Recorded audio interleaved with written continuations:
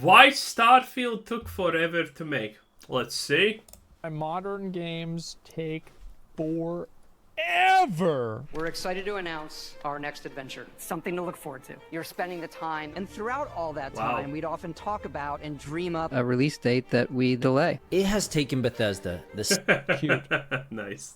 same amount of time to make Starfield as it did to make Oblivion, Stop right there, criminal scum! Fallout 3, and Skyrim. Hey, you. So it took them. They made 3 games. In 200 years, yeah. Huh. You're finally awake. These 3 games are some of the greatest of all time, with Skyrim often being placed in the top 10. At number 1, Skyrim. So what Nah. happened? Why does it take so long? Where's all the games? Cyberpunk has actually been delayed again. In 2000, I actually have questioned this myself. What is Bethesda, a game development studio, actually do for such long periods of time without producing anything? 2007 alone, we got Halo 3, Mass Effect, Portal, TF2, BioShock, Super Mario Galaxy, Uncharted, The Witcher. Holy Okay. crap. 2004 was equally crazy. World of Warcraft, Halo 2. There was another like massive fucking game. Half-Life 2 came out that year. Yeah, I mean, it Okay. was nuts. Even get that out. Not to mention all the great games in 08, We're all looking for that special someone. 09, I'm sensing some history here. and 2010. We will fight for the lost. But then we Okay. look at the past few years, and there's a great game or two in there, but most aren't great. If we were to get just a couple of... I mean, I would say, I think that probably every year, probably like 5 good games come out. Like 5 insanely fucking good games. Like, give or take maybe 1 or 2. Like, this year, there's like so many, right? Like, what about 2022? You had God of War, you had Elden Ring. Stray? Okay. No, nobody's gonna give a fuck about Stray. Vampire Survivors? Maybe. I mean, I don't know. Lost Vampire Survivors was not released that year. It just got popular that year. Ark? No, Lost Ark came out way before then. Yeah, maybe last year just wasn't very good. Yeah. I mean, it's kind of undeniable that, you know, the more time progresses, the less good games are being released. And one of the reasons why that is, by the way, true is everyone's favorite word in the universe. Microtransactions! That's right! Because what's the point of releasing a new game if you're still milking your old game? Like, you know why it's taking forever for GTA 6 to come out? Not because it's going to be literally the best game of the universe, but because, well, GTA 5 is still absolutely slaying it with their shortcuts and whatnot. And that's a lot of games.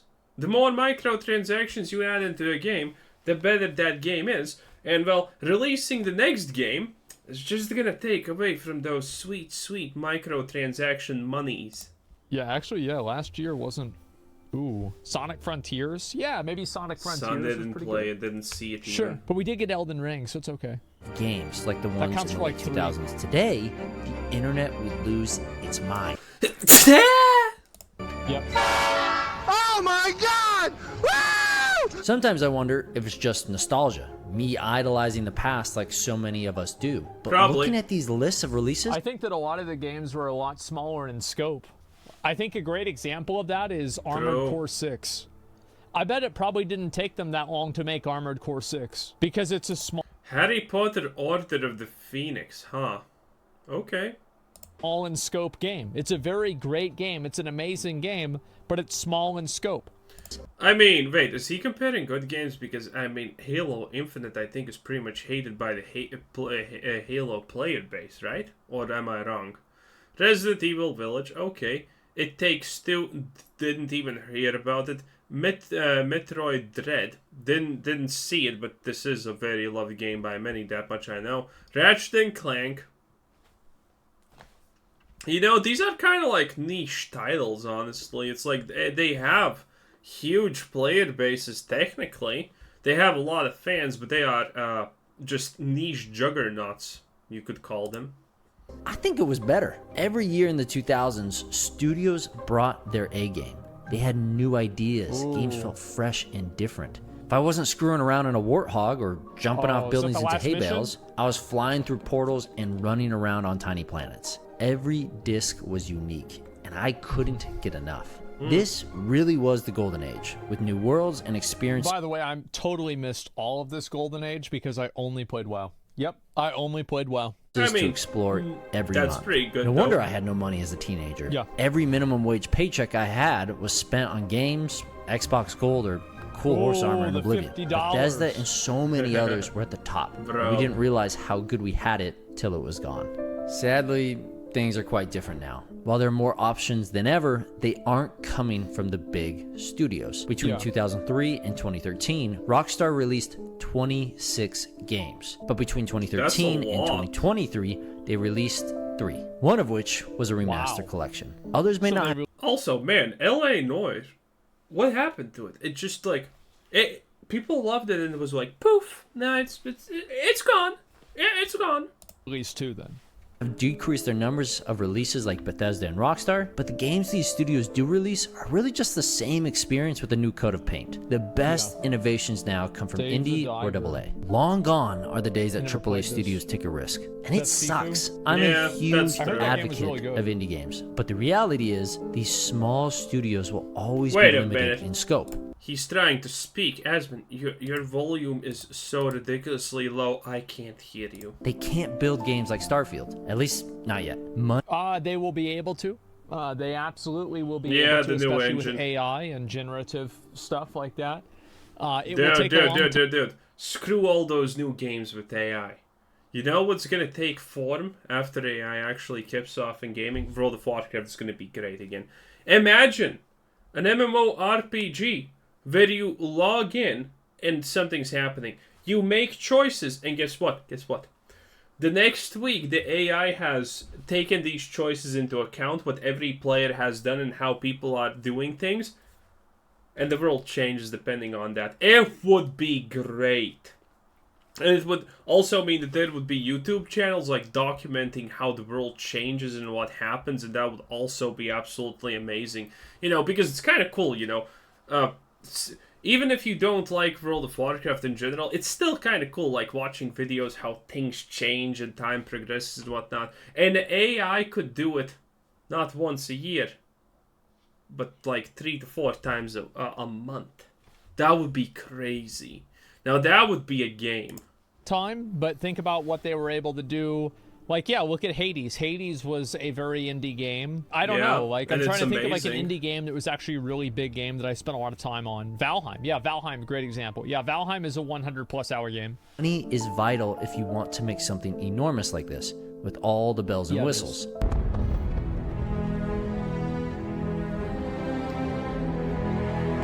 We need both the Starfields and the Stardews. We need the companies that shaped the golden age to make more games again and not be hot garbage. The problem is, as the gaming market has grown, expanding faster than any other entertainment sector, AAA experiences have become bloated, focused more on technology, specs, and map sizes. Mine are bigger than yours. I mean, Fallout... Yeah, nobody gives a fuck about this kind of stuff. Yeah. Like, that's why, that's why I was such a simp for Armored Core 6, is Armored Core 6 felt like a game that came out on the GameCube. You know what? It felt like a game that came out on the 360. Okay. Right? It wasn't some crazy fucking, it's an open world and there's like 700 collectible doodads that you have to loot and you have to kill this boss with this weapon. I didn't play Armored Core, but I understand one basic thing about Armored Core. Maybe it's not a game for me, but that game definitely has makings of a good game because it's just good. No one cares about the open world. No one cares about this. No one cares about that. It's just in general a good game, and that's kind of it. On your left hand on Tuesday, and you unlock an achievement that allows you to have an extra dialogue. It's just not a bunch of bullshit. It's just a game that plays well, and that's it. It was a literal video game. Yes, it was a literal video game. It was great. Damage to close, damage to far. How close is close? How far is far? No one knows. Well, you're going to have to find out. Well, actually, I do know, but, that doesn't excuse it being horrible. And doesn't work most of the time. That's why everyone picks damage at close. Fallout 4 was bigger than Fallout 3, and Fallout 76 was 4 times bigger than Fallout 4, but 76 at release was about as fun as watching paint dry. The focus of Bethesda... Wait! Is that even true? I don't think it's true. I don't think it's 4 times bigger. I could say 2 times bigger, maybe. I don't know. Hard to say. Hard to say. Is bigger worlds and impressive graphics to wow players into purchasing. The question of the studio became... But, you know, Todd Howard is gonna be like 72 times more detail, 16 times more fidelity, 200 times El Grafico. Todd Howard is the steak souls merchant of our time. He deserves to be a human heritage site. How big can we make this game to wow the player? Of lies. Not how can we make this game fun for the player. Remember the guy, actually this is a really good thing I remember, is like, remember that one dude that was talking about how Baldur's Gate 3 set really high expectations for video games? Yes. He was like the guy with the glasses, he had like dark skin, like remember him, right? Yeah. You can just say black, come on, this pussy. exact thing. That games now, Dark they don't want to, skin. yeah, Xavier, yeah. He talked about this exact fucking problem. Entered the age of the spectacle, where it's more important that people perceive value than receive value. Yeah. And I'm going to repeat that real quick because I really want to drive this home. It's more important that people perceive value than receive value. Now, why is this? I mean, that before you say something stupid, that's a basic human thing. People don't want the truth. People want comfortable lies. People don't want to actually understand how much good they are taking in or how much good is X for them.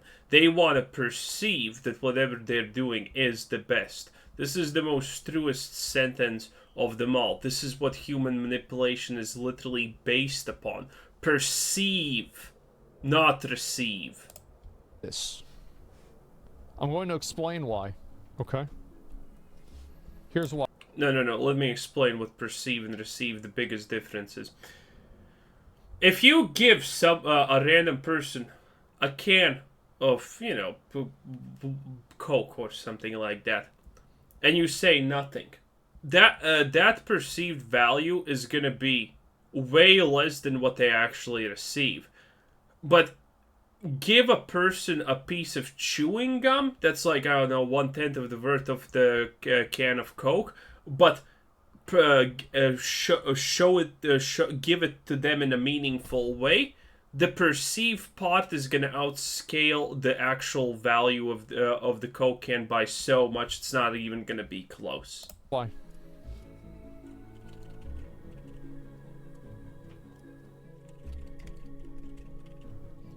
That's why. Also makes sense, because technically. Whenever you buy something, you are perceiving value, and whenever you receive value, well, they already have your fucking money. So what's the important thing about that? That's what it is, yep. Perceive value. The goal of these game studios is to excite players using trailers and buzzwords like next generation, powerful narratives with the cutting-edge new technology. Ooh. As humans, we hear these things and we get excited. Shut up and take my money. Ready to just throw our hard-earned cash at what looks good. We think we are logical. That's called idiots. Creatures, but we aren't. Nope. So much of what we do and buy is based off of how we feel. I bought an under-the-desk treadmill. Everything is based on how we feel, okay? Humans have never did a single... a lot of you are probably going to disagree with that, but some of you know that, understand that this is the truth. We have not, as humans, we have never made a single decision based on rationale. Every underlying decision we always 100% without question have done, take, or will take in the future is literally 100% empathy driven. There's no such thing as a human doing things based on rationale. It's because your empathy can empathize with the rationale, you think that the rational choice is the right choice. The other day, telling myself I'll get my fat ass moving while I work. I've used it once. I got caught up in this idea that I'll get in shape, and I somehow got sold that I could do it while I work. This is the problem all these studios... It's like the people who read self-care or watch self-care, not self-care, but self-improvement. Self-improvement is so popular because people watch a video about self-improvement and then they're like, yeah, I'm gonna start doing it. And then they get a high from that, the idea that they are gonna actually start changing their lives for the better, but they don't do it. And then what do? That's right. They go watch something about self-improvement again. They're so focused on what sounds good versus what is good. Well, that's actually not true. They're focused on what sounds good because that's what sells well, not what is good. Like, these games are massive commercial successes. Diablo 4 sold how many million copies? Yep. A ridiculous amount. Biggest selling game of the year. So by the time that you realize the game sucks, that's like 2 weeks later. Brings us to... Admittedly, in this case, Diablo 4 is a little bit different because they actually gave you the ability to play for the first 20 levels. And, well, at the first 20 levels, the game was pretty good. And, you know, anyone who doubted was like, yeah, but that's just 20 levels. That's not the end game. And then we actually got to receive the full thing.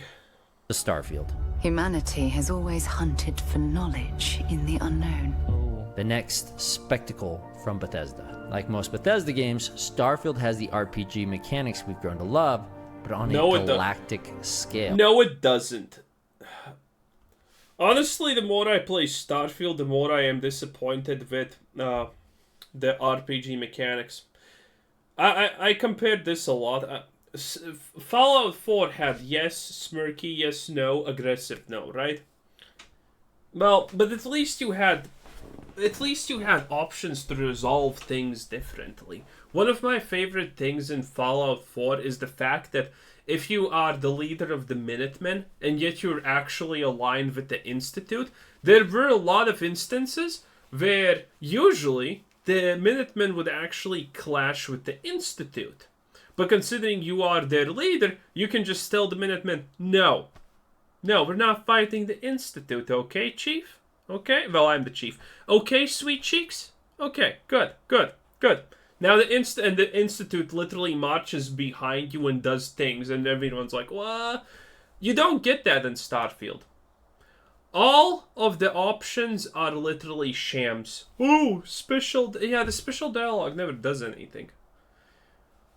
When have you experienced a situation in Starfield where having a conversation with something means anything other than, well, we're gonna shoot this guy or he's gonna give that thing to us as we want without violence? Never. And admittedly, yes, Fallout 4 can also be, for example, quantified like that, and most games can be quantified like that. But the difference is, there are reasons why that works in other games, but not in Starfield. Because you just have these options. There is no way to influence those options. There's no one you can kill in that game that influences the outcome of a different situation before you get to that point. With thousands of planets to explore, there's an endless amount of indigenous life to discover. Well, I don't know about life to discover. No. But there are a lot of rocks to discover. No, don't even get me started on that. Oh, no. I haven't had a chance to do this story. But on the stupid planet, the first planet where you actually get to explore things for real, with the Terramorph. By the way, one of the stupidest fights in the whole game, because you just circle him like this and he doesn't hit you like 90% of the times. Until he starts hitting you for some reason, then you die. And it's a bullet sponge that literally takes like 200 rounds of ammo to get to 50. Stop, please. It's bad. But I explored that planet, and after that I have never explored the planet again. You know why? Because I went to see the other objectives in the planet. 1,200 miles away that way was, guess what? A fucking cave. What did that cave have in it? Sulfur. I spent 10 minutes running through a cave full of sulfur, and I didn't even care. And after 300 miles away, that way, there was another objective, and I was like, okay, I'm gonna go. I'm gonna, maybe this is gonna be. You know what I found? A pond with 2 rare plant things to scan so I can finish the planet if I wanted. And there was literally not even a reward attached to it. There was no guy dead next to the you know, floor. There was nothing. It's just my reward for spending 5-10 more minutes running in a direction was 2 scans that didn't do anything. It is horrible. And if you think that story is bad, the real experience started when I actually was doing my first 1.2 miles that away. That planet was literally filled with long-legged, not long-legged, but long-necked dinosaurs. Filled! And I'm seriously saying filled. Sarah was shooting them left, right, and center. I literally started ignoring them at one point just to get to the objective, because I think I killed like 50 of them on my way there. 50! It was insane. I used up all of my ammo, and obviously, as everyone else, I started using the mining tool, which is actually the smarter choice. Should have done that at the start. But it's just so bad. There are entire solar systems that are full of them. You go from one planet with rocks on it. And yes, that planet had only rocks on it. Rocks and a bunch of dinosaurs that all looked the same. And there was, I think in total there were like maybe 100 plus of them, and I killed 50, and then I was just like, okay, Sarah, you can stand there and shoot them if you want. I'm out, baby. You go to another planet with rocks on it, and you can jump a little bit higher. Yeah, true. It's a pretty crazy thing. The size of this game is absurd. Although Starfield is Bethesda's first new IP in 25 years, Todd Howard described the game as Skyrim in space, hinting at what's really happening. Like Skyrim, Bethesda is trying to make another forever game with Starfield. You see, many people view Skyrim as a masterpiece, a world where players can return again and again, constantly. We call those people idiots. Finding new ways to play, from mods. No one plays mods. Like, less than 1% of the player base even touches mods. Yeah, I guess this one must be a mod. It's actually lore accurate. It is? Yeah, I thought so. To special challenges, to other things. But the game became a forever game and is considered a masterpiece, not because of the developers, but because of the community. Skyrim was just like every other Elder Scrolls game. Fun, innovative, and riddled with bugs. What do you mean, innovative? What Dragon Shouts, is that what we call innovative? Because I'm sorry, but I don't think there was anything innovative about it. But what made this game so different was that Bethesda unintentionally made it a sandbox. A place for players to build whatever they could imagine in the world of Tamriel. But unlike I see more people that are making video games in Skyrim engine than Unreal Engine. It's insane. Many mod-based sandbox games before it, Half-Life, Doom, Portal, this time you had a whole world and cast of characters to mess around with. It's why the game had such an incredible lifespan. I don't see anyone playing Oblivion 50 times, even though I think it has a better story than Skyrim. The reason why people still play this game is because Bethesda accidentally created a forever game. And Todd Howard agrees. 12 years after Skyrim, we're looking at a game that has over 60 million copies, and all these people playing it, and they're still playing it. And so we have learned we need to build in from the beginning a game that has this long-term play thought of. So that, hopefully, people are playing Starfield a long time. That's such a cop-out. They caught lightning in a bottle with Skyrim, and they wanted to... I think that also, I don't think it's giving Bethesda enough credit, because my understanding is that their engine is very easy to mod with. Is that true? Yeah, it is. Yes. Anybody can mod with this engine. Yes. That's not accidental. They make it easy, yes. Fuck. Well, yeah, but they also don't finish the game. They literally leave it for modders to fix intentionally. They don't care. They make a bare bones skeleton, and then they let the modders fix it if they want. And then there's a bunch of Bethesda fanboys who are gonna play the mods. And they're gonna literally shout the name of the game in high heavens because look at how great the game is. Let's ignore the fact that you would never play it without mods, but it's the greatest game ever. Man, I think that's a really great thing. Like, they should get credit for being able to do that. It's like Minecraft, for example. Like, Minecraft, the reason why Minecraft is super popular is because people can mod with it and do all kinds of crazy shit. Do the same with Starfield by building all the tools necessary. Exactly. It's kind of like Minecraft. Build the foundation. The game is the perfect stage to tell your story, and Bethesda wants Starfield to be something similar. Well, Minecraft's actually a fun game without mods also when you play it. A stage to tell your story in a futuristic space world, but that takes time to develop, lots of time. So the primary focus of Bethesda is no longer creating a story for people to enjoy and move on, but to create a game where you and others can create new experiences. Like Todd said in that same interview, that's such a cop-out. That do want to come to a game, do the main story, and feel that. Just want to show you. You can't pickpocket these guys. While they're doing the thing, when the first time you see it, you can't pickpocket them. After going to this city, I left with like 20k credits. Because I pickpocketed everyone. To come to a game, do the main story, and feel that, okay, I've won. I can now do something else. I think that's okay too. Yeah, see, for me, the way I beat the game is I exploit every single aspect of the game, and I make the game look like a joke. Like, my goal in every video game is to make people look at what I'm doing and not want to play the game anymore. That's my goal. Like, and so Makes like in PoE, I made a word loop build. It took me almost 80 hours.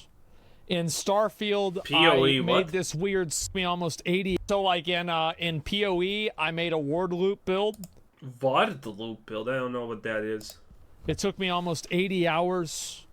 In Starfield, I made this weird sleeping exploit, and by I just watched a video on it, did it myself. On Venus, to where like there's this time dilation thing, and I just make these cubes, and I level up once a minute, and I have like every single level. And I just walk through like level 100 mobs and just shoot them with a shotgun. They die.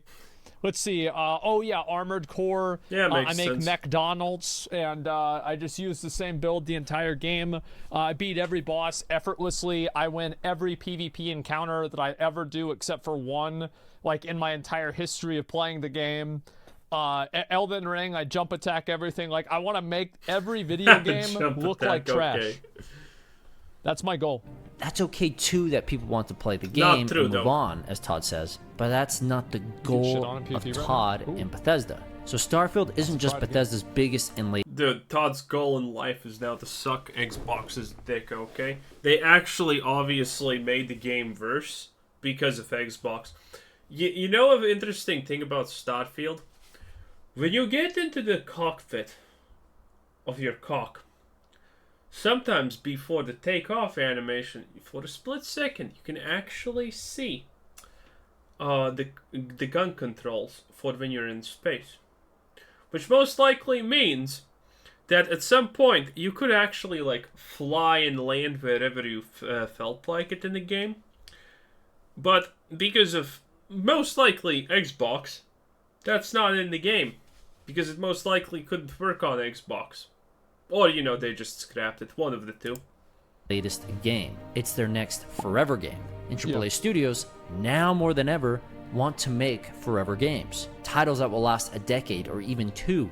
A game they can continue working on and supporting long after release to generate more money than ever thought possible. The golden age of consistent lineups is over. Well, because, like, the thing is, making a new video game is hard. It takes a lot of time and money. But selling the same... You see how smart we are? We come to the conclusions at the start of the video because it's the only obvious conclusion. There you go. Same video game. Again? Oh, that's just how hard can that remastering. It pains me to say that. How many Whether times we have like you it or sold not, Skyrim? these forever games are here to stay. And they Yeah. take a long time to make. It's why we still don't have GTA 6 and why we are probably 5+ years away from playing the next Elder Scrolls game, even though it was True. announced 5 years ago. True. This is also why Starfield was announced so early in its development. While the team at Bethesda has been passionate about this project for a decade, it's still a new property, and it's likely they needed to test the market and players' reception, Yeah, sure. carefully gauging how people responded to the trailers and gameplay. They were testing the waters to see if players would spend 10 That's bullshit. That is absolute bullshit. This doesn't make any sense. Like, this point he's making is complete ass. Testing? No. I don't even feel I need to explain why this is stupid. I think everyone should understand it by default at that point is absolutely wrong. 10+ years playing it like Skyrim. But perhaps we're letting scope and technology dictate too much. There's an important space for massive, sprawling spectacles that take many years to create. But there's also a space for AAA games that I play through once or twice and move on. I don't need large, sprawling worlds. Give me something small, but packed full of interesting people. Give me the linear games of the 2000s that took I want to have Nice. games like Armored Core 6, Blasphemous 2. I remember Dave the Diver. I didn't play Dave the Diver. What the fuck is that? Like I don't Vampire even know. Survivors, Halls of Torments, like Remnant 2, games that are really good at something, like Final Fantasy 16 to an extent, right? Yeah. Like Only Up. Yeah, just make a very good experience. Like, to be fair, I actually do think Starfield probably is a worthwhile game to play if you mod the living crap out of it. And I will buy the game. It's that simple. A focused experience that's good at something, yes. Hollow Cure. 2 years to develop and 2 days to complete. Although I'm excited to play Starfield, I can't help but feel nostalgic about a time when games were announced and released in the same year. A time when games Armored didn't Core take 6. forever to make. Almost. This week's indie game highlight is Slime Rancher. Do you want Wow. to play something that is No. the definition of chill? I think that's the end of the video. Anyway, this was Cause Sensei. Thanks for watching. Subscribe if you haven't already, and don't play Slime Rancher because it sounds stupid. Have a nice day. I'm joking. Have a nice day. Bye-bye.